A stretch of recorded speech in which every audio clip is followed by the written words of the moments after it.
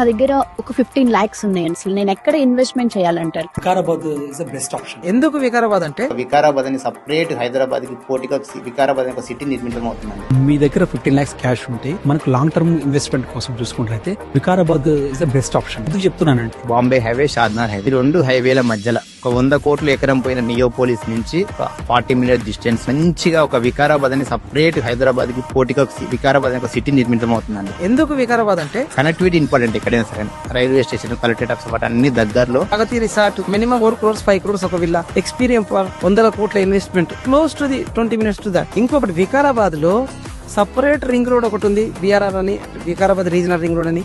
Upcoming regional ring road కి just 2 kilometers దూరంలో ఉంది. At the same time 2-way approach ఉంది మనకు వికారాబాద్.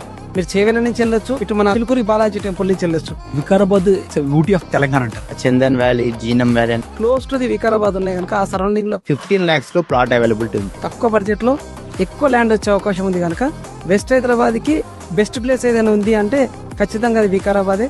సో వికారాబాద్ లో ఇన్వెస్ట్ చేసిన వాళ్ళందరూ కూడా భవిష్యత్తులో వెస్ట్ హైదరాబాద్ లో లైఫ్ స్టైల్ ఎట్లయితే ఎంజాయ్ చేస్తారో అంతకంటే బెటర్మెంట్ గా లైఫ్ స్టైల్ ఎంజాయ్ చేసే అవకాశం ఉంది. Obviously health is more important than wealth also. Health and wealth రెండు మనకు కావాలంటే వికారాబాద్ ఈజ్ యువర్ డెస్టినేషన్.